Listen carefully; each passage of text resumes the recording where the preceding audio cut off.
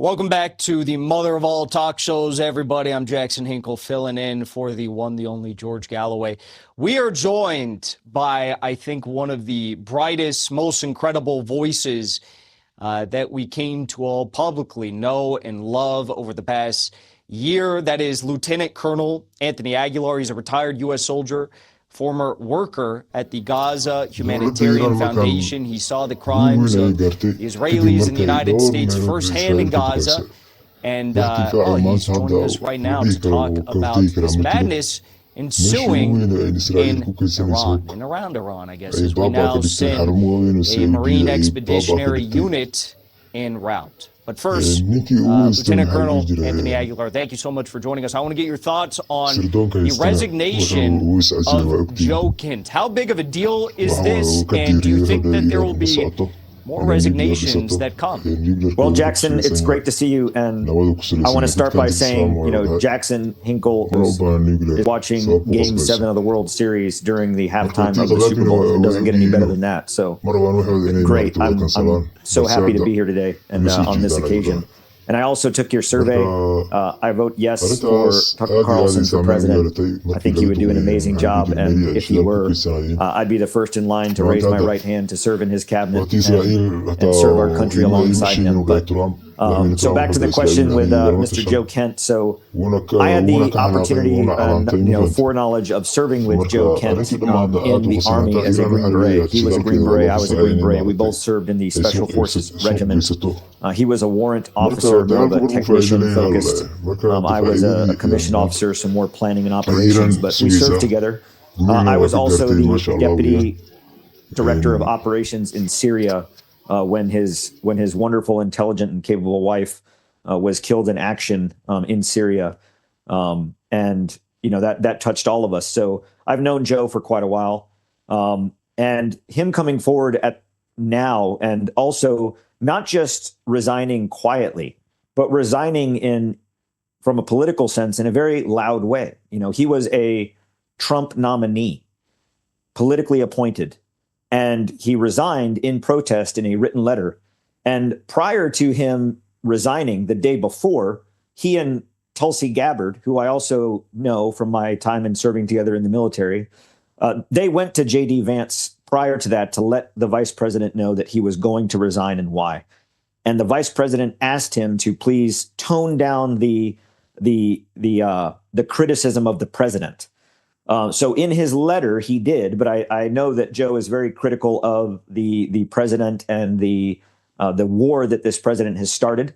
I do think that there will be more within not only the intelligence community, but within the military that come forward in protest, either through resignation or speaking out against what's happening, why it's happening, and the truth. I think that we can all agree that the administration and the cabal of Western media have largely kept the truth out of the media in terms of the number of casualties, the damage, and the impacts taken to U.S. forces in the region.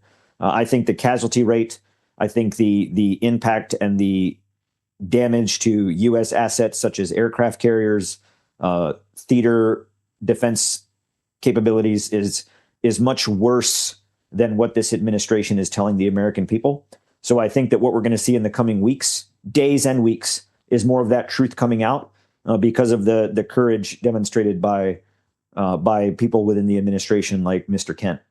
Well, I want to ask you one more question about that resignation. Welcome back to the mother of all talk shows, everybody. I'm Jackson Hinkle, filling in for I was very surprised to see that Galloway. Tulsi we are joined by, I think, coordinated resignation, most incredible with voices, considering, of course, that Tulsi is the director of national intelligence, his direct superior. That is Lieutenant Colonel Anthony Aguilar. He's a retired One might look at the resignation of Joe Kent and say he felt as though that there was nothing he could do to stop this. A resignation, and a powerful one at that, would be the most impactful thing he could do to try to bring this to an end, and that maybe he understands that something big is coming, whether it's a ground invasion or whether it's major new attacks in a way that we can't even imagine. What do you make of Tulsi Gabbard not deciding to join in the resignations? And do you think that we are going to see something? Is this resignation the precipice of something bigger that we'll see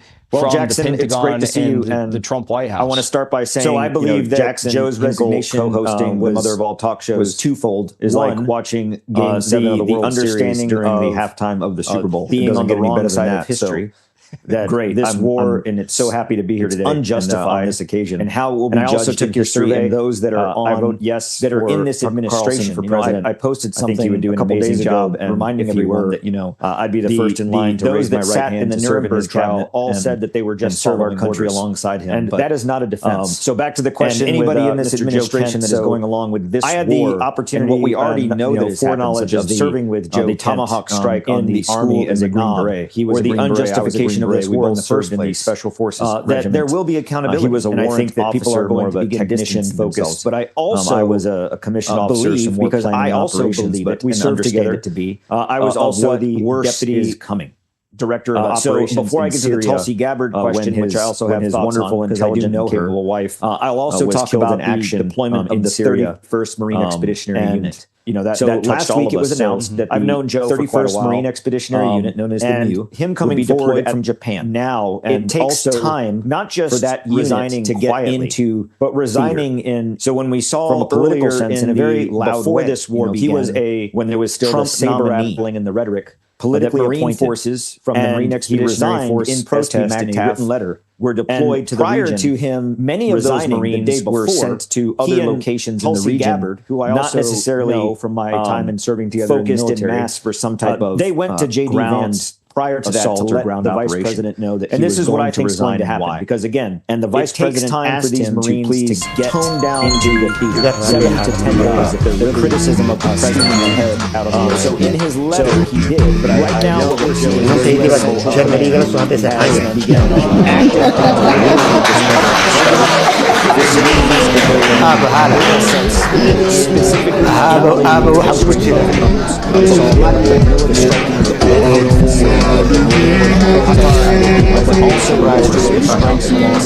gobonimadu waa taa waalidnimadu waa taa wax aan qurux ahayn telefonka in laga jawaabo ayna rashiid jawaabo